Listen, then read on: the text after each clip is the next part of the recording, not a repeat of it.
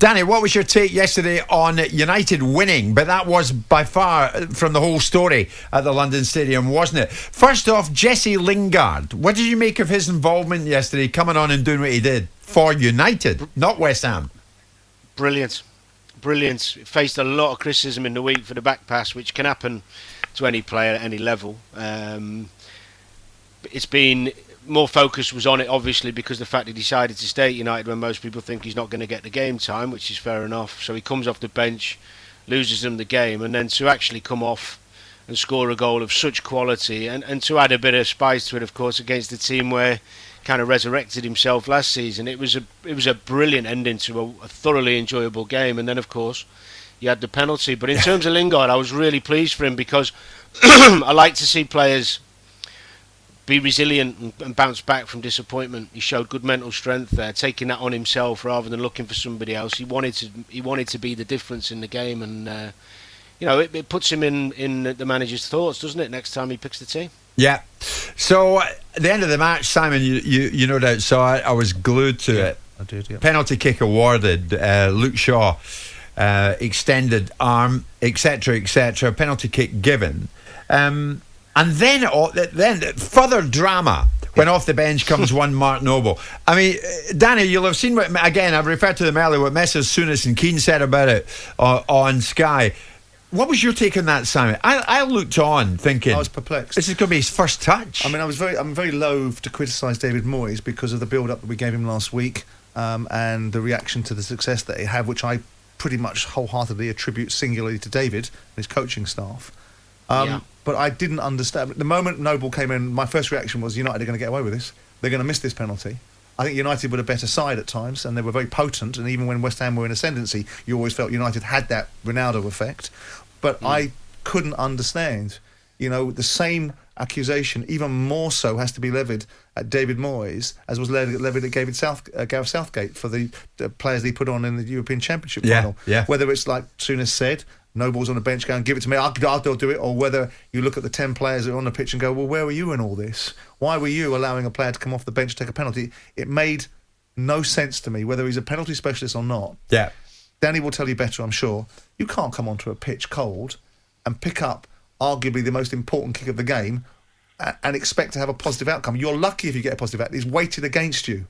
Why make that decision? Surely. Danny, before we get your take on it, David Moyes spoke about it post-match, and this was why he brought Noble on.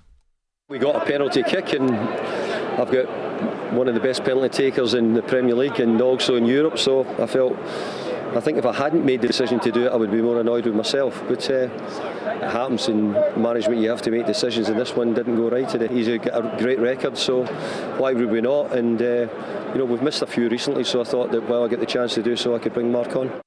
Well, they might have missed a few recently, Danny, but David De Gea rarely saves a few recently. It's his first penalty save since April the 23rd, 2016. He's had 40 successive penalties faced for club and country without a save. So, to me, the strong money, the strong probability was going to be on the penalty kick taker here. It's just a question of who it was going to be. And also, as Souness said yesterday on Sky, what does it tell you about the 10 other outfield players for West Ham? I would be absolutely fuming if it was on the pitch and that was happening, irrelevant of his record. Look, I took penalties, and I remember taking one actually in a friendly years ago, very early in the game. So I think it was my first kick, and I hit it about 7 foot over. And it's very, very hard to get in tune with the game if you haven't. Forget the atmosphere, just the technical process of passing a ball into the net. In a difficult situation. So I have to agree that I think it was a bizarre one, and it created more pressure for the taker, for Noble. He hasn't played a minute, has he, in the Premier League this season, or he's hardly played a minute, if that at all. So to ask him to come on in such a big game was a difficult one. If you actually look at the footage, Moyes, when he made the decision and Noble was going on just before the penalty was taken, Moyes actually does a wry smile to himself and turns away and doesn't watch. Yeah, I think someone else has put it in his head. Knowing Moyes over the years and how he thinks, and he's a sensible guy and he's done a brilliant job, as Simon well said, I don't think that's him. I think he goes with percentage. I think someone's got in his head. I don't mean Noble necessarily, maybe another staff member, and he's gone with it. And now he's got to back it because he's got to take it like a manager should on the shoulders. So you don't think Moyes made the decision? I don't think it. I think it was put to him. By whom? Regretting it now. But by a member of the staff. Whoever. Maybe, yeah. Because his face. If you go back and watch the footage. By Noble? Why? I don't know. I wasn't there. But what I'm saying is, when you watch the footage, he looks away. He's smiling, looking up to the sky. He's not watching the penalty. He must be thinking to himself, "Oh no." And you don't do that if you're fully confident in your decision. Well, it did work out, that's for sure. See what I mean. But what about if you're one of those 10 outfield players, though, Danny, as you said, you would have been livid, and rightly so. And rightly so. Surely one of them should have pushed themselves forward and said, "No, keep Noble out there. I'll take it." Well, you can't go against the manager on the pitch in front of the crowd and start, condescending him and telling him what he should and shouldn't do. You have to go with it, I'm afraid. But I think beforehand, something like this should have been. It's easy, isn't it? Hindsight. But normally, the best managers will have, the best managers I work with had a plan on penalty takers in case. If you're off, he does it. If you're off, if you get it when he is on, everything is covered. There was a passage of time, Dan. There was a passage of time between a penalty being awarded and players on the pitch being able to ensure that if they wanted to take the penalty, that they were ready to let the manager know. Because it was about a minute or so between the penalty being called for, VAR intervening. If there were players on that pitch that were absolutely doubling down and I'm having this penalty, they could have let the manager know. Yeah. Well, Declan picked it up, didn't he? Declan Rice picked the ball up because he's taken them before. I think he scored one and missed one.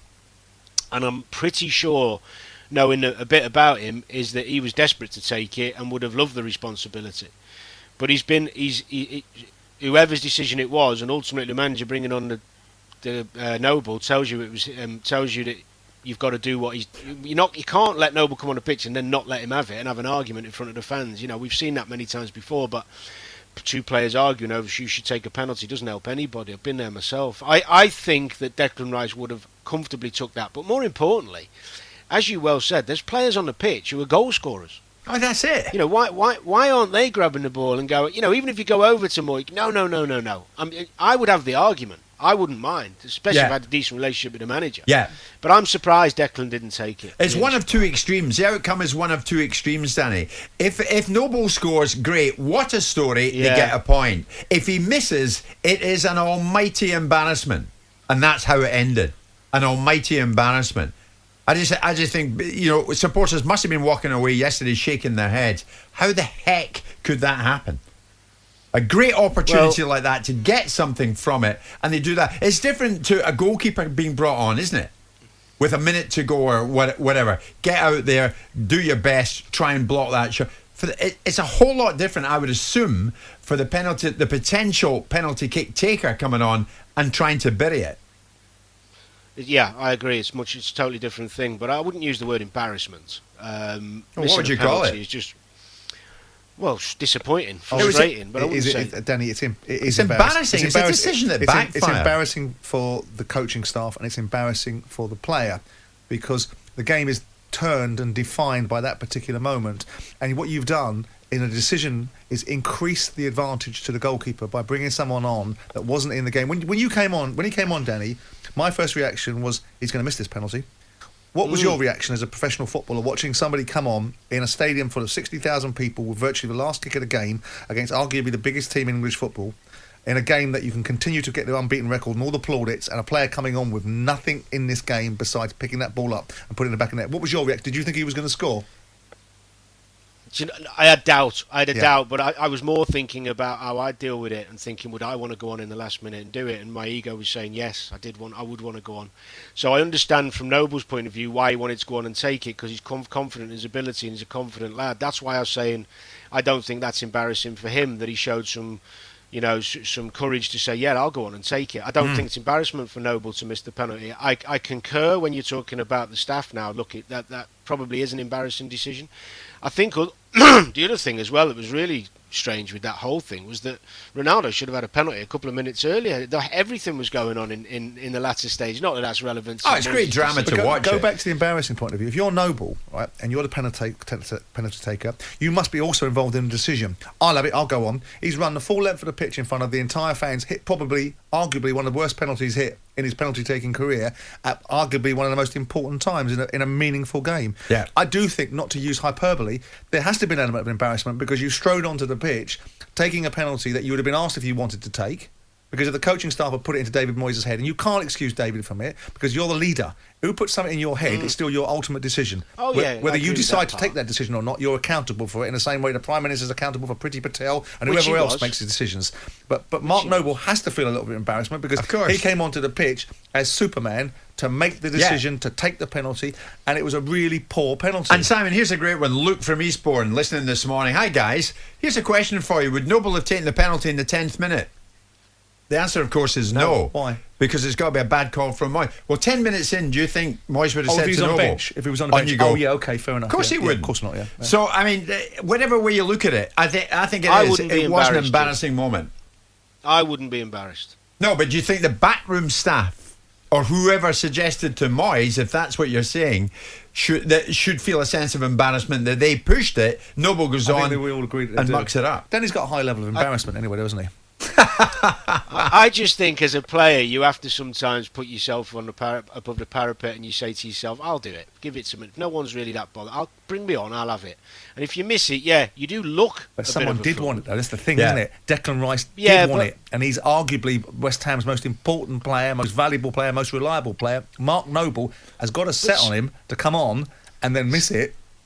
Yeah. Yeah, but Simon, Yeah. you know footballers as well as I do. It's called ego. Mm. It's called wanting to be the star of the show. It's wanting to be the one that makes the difference. Well- and that whether you like it or not, that's just the way we are. Well, he made a difference, all right, because the difference was United left with all 3 points. Yes, I sure. mean, should it have happened? West Ham fans, what do you honestly think? And if the same situation was to rear its head again, likelihood's extremely remote, but if it was, would you want the same sequence of events? 08717 223344 81089.